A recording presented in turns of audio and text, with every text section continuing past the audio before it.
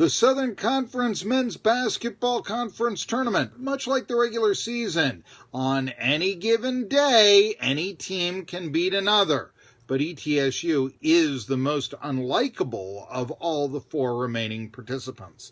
Hi everybody, I'm Marky Bilson, and it's not necessarily because ETSU could really make a statement about a dynasty in the SoCon. They would be the most prestigious program in the Southern Conference, hands down with a victory against UNCG today.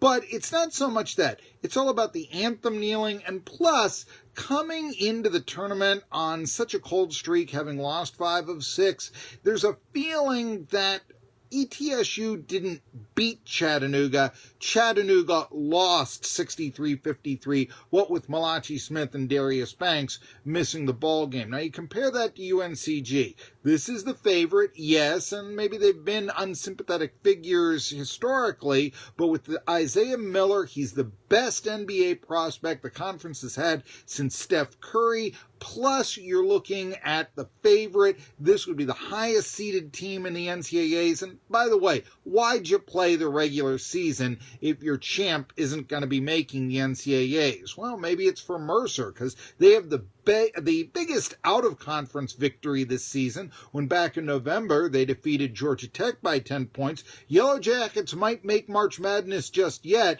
and that would imply that maybe Mercer could make some noise in the NCAAs. And then there's VMI with the best starting 5 left in the conference. Not a lot of depth, but a big victory. Come from behind, 15 points down with less than 9 minutes against Furman.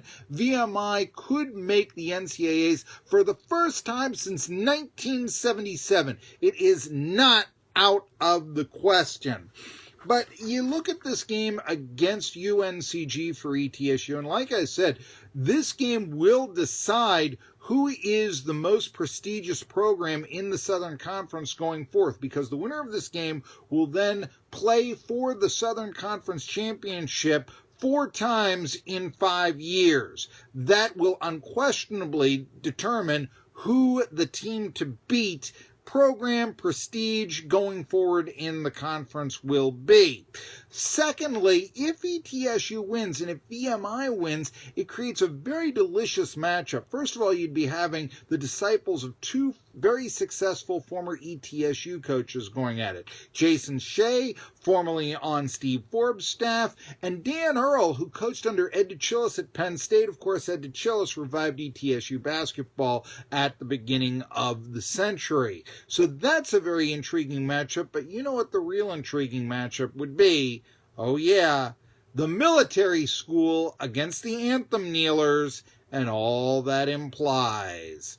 I'm Marky Bilson. I ask you follow me on YouTube and Rumble, and why don't you check out my Twitter at BilsonMarky.